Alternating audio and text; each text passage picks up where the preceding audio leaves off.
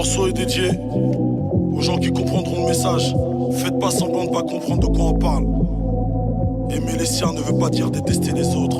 Yeah, yeah. Je me rappelle d'une époque, nous n'étions pas des hommes. Suspendus à une corde dans les arbres, nous remplaçons les pommes. Bien avant Billie Jean, Mali ou Mississippi, on avait des chaînes mais pas comme Mr. T ou MTV Cribs. On rêve du next level, plus faire rimer nègre et deuil. Mais combien de familles black sont stables comme les ex-tables? Négro, ne m'appelle plus négro, même si je suis ton négro. Va te faire foutre. Ce putain de mot je le trouvais horrible. Puis est sorti, menace to society. Hélas propage un génocide. On s'automutile, c'est dommage. Avec nos armes, pour les autres on est des clowns man. Comme Redman dans Oh High. Des clowns, comme le voulait Lynch. On court après les poules, comme Will Smith quand il jouait Hitch. C'est pour tous mes frères, mes necks d'Afrique, mes plaques des îles. Pour ceux que j'apprécie, je parle pas d'Harlem Désir. Je crois qu'on s'est pas compris, faut être solidaire ici. Avec les injustices qu'on subit dans ces pays. Rester calme est un luxe. Là où ta peau est vue comme une insulte, une chose impure. Faut ranger nos armes, y'a du sang dans la cour. Pour sécher mes larmes, j'écoute tout pas chaque jour. Faut avancer, c'est tout. Mais je ne suis pas ton toutou, ne t'attends pas à ce que je donne autre jour. Je crois qu'on s'est pas compris, faut être solidaire. Intimement lié avec les États-Unis, et ne serait-ce que par la culture et par plein de choses, donc bien entendu ça nous intéresse ce qui se passe là-bas. Aboubacar, t'intéresse à ce qui se passe aux États-Unis. Du point de vue électoral, on va parler après de la question noire et de la question de ces citoyens qui se font régulièrement abattre aux États-Unis, mais d'abord les élections elles-mêmes. Étant donné que les États-Unis sont la plus grande puissance mondiale, forcément ça a un impact sur le monde. Et on sait pertinemment que voilà, Barack Obama, son élection n'est pas un hasard. Voilà, il a fallu un petit peu quelque part que les États-Unis se rachètent une image. Là, pareil, je pense que c'est Hillary Clinton qui va passer parce que, à un moment donné, le fait qu'une femme soit élue aussi, ça contribue à la bonne image des États-Unis. Et qui dit bonne image, dit business, dit tout ce qui va avec. Donc, à un moment donné, c'est clair que le positionnement de Bernie Sanders, voilà, c'est le positionnement de la médiation, mais c'est pas forcément celui qui intéresse le plus. Voilà, il y a Trump qui d'un côté qui est sulfureux, il y a d'un côté Hillary Clinton qui est très très libérale et je pense que c'est Hillary Clinton qui va passer car à un moment donné il serait bien pour l'image des États-Unis qu'une femme passe, voilà, pour que les États-Unis passent aussi pour un pays qui soit un pays très très libre, voilà, la première puissance mondiale à avoir une femme à sa tête. Almami. Pour répondre à votre question, oui, effectivement, on reste intéressé tout de même par ce qui se passe outre-Atlantique, notamment via la culture dans laquelle on a pu baigner. Bon, je parle pour notre génération, je parle bien de la culture hip-hop, et comment la culture hip-hop a vu le jour aux États-Unis. Et en se retournant vers notre actualité à nous, donc en France, cette culture qui est toujours considérée comme une culture de seconde zone d'ailleurs, mais sur le plan électoraliste aux États-Unis, on voit bien la tournure actuelle, c'est-à-dire que c'est à l'image des États-Unis de faire le show, même à travers des élections, et on le voit actuellement en France, c'est-à-dire que là on assiste à qui est le plus cru dans ses propos, qui va attirer le plus sous le coup de l'émotion, faire le buzz. Voilà, faire le buzz. Donc malheureusement, on en oublie le peuple, les préoccupations du peuple et les vrais problèmes. Donc là, on a malheureusement, les Américains vont se retrouver une fois de plus, pas une fois de plus, mais confrontés à une réalité, à devoir voter entre la peste et le choléra. Ouais.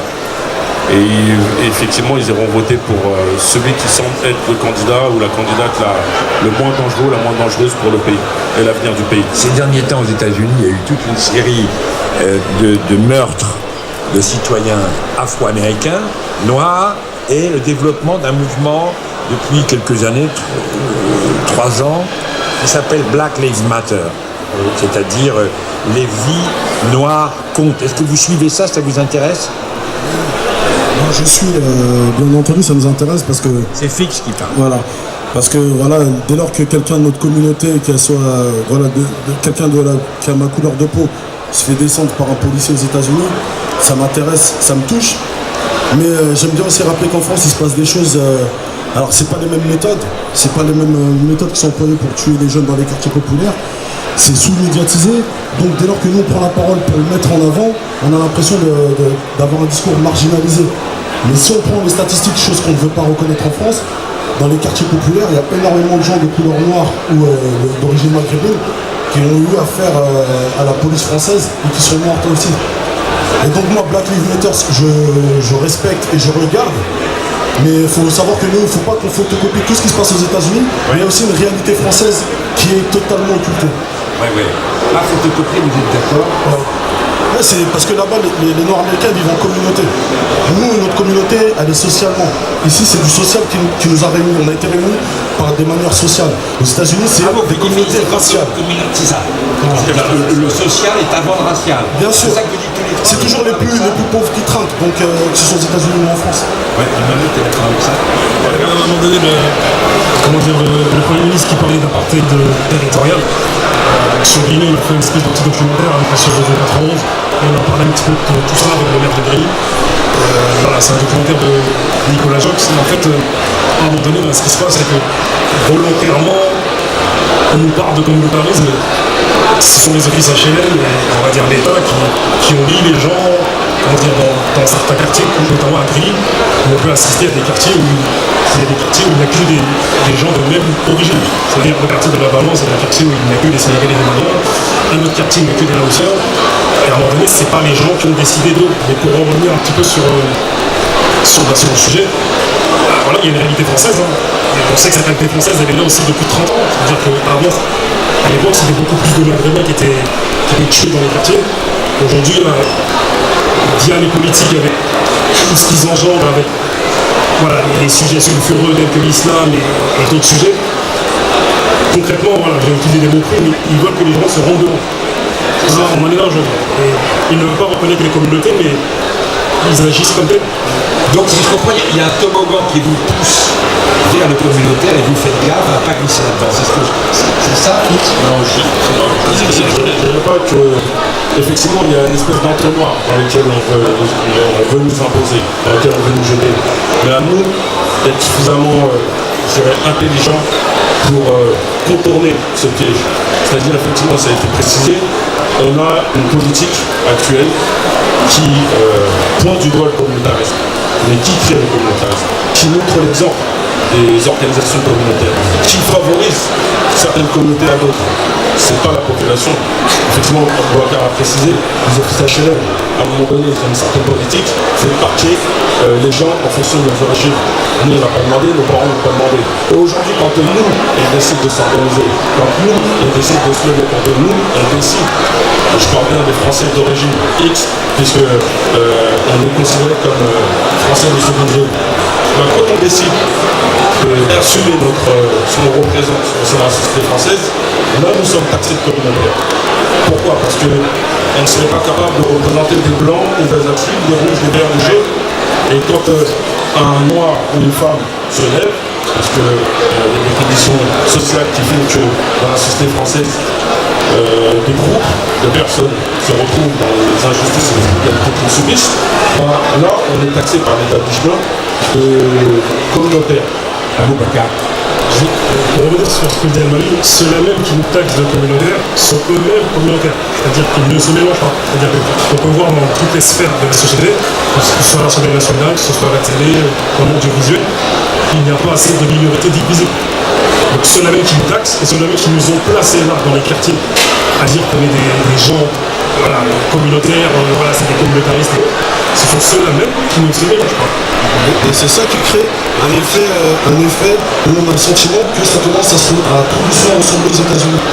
Tu vois, dans le sens où vous parquez les gens, vous vous attaquez à ces gens-là d'une certaine manière, et nous, le seul endroit qu'on connaisse au monde où ça se passe de cette manière-là, c'est les États-Unis. On ne va pas parler d'une situation, mais c'est Emmanuel Macron lui-même, il a parlé du mot d'apartheid territorial. Il a choisi ces mots, c'est un premier ministre, et c'est les mots il parle.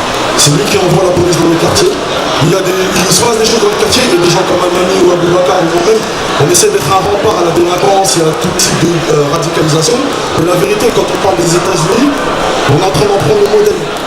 C'est-à-dire une police très blanche qui a le sentiment que les autres sont venus sur le territoire pour attaquer, on va dire, le petit blanc, tout simplement. Et sur ça, on est en train de perdre les valeurs, entre guillemets, françaises, et ce qui faisait la beauté de la France. Parce que là, ils sont en train les hommes politiques sont en train de communautariser le débat, la population d'un point de vue social. Et voilà, tout doucement, on va y arriver. Donc il y a des gens qui se font plus communautaires. Plus on ne veut pas de moi, je vais rester qu'avec des noirs. Plus on ne veut pas de moi, je vais rester qu'avec des arabes. Dans la police, on sait très bien que la majorité, c'est des hommes blancs, avec leurs a priori parfois, exactement comme aux États-Unis. Je dis ça pour les gens qui ont l'impression qu'on s'écarte du débat. Marc Kesselman, Christophe Bourget, observateur de la scène états-unienne, ça fait écho ce qu'on dit là? Ça fait sens? Oui, ça fait sens. Avec nos amis qui font gaffe à pas être des photocopies, peut-être qu'ils sont blacks, de pas être des blacks américains et tout pomper, des espèces de copies, des photocopies. Ça fait sens pour moi sur une question, c'est celle de la communauté et du communautarisme. On renvoie toujours au système américain. Sur la question de la communauté, ceux qui vivent dans la communauté, en général, n'ont jamais choisi de vivre dans la communauté. Ils y sont obligés, ils sont comme assignés à résidence. La première communauté fermée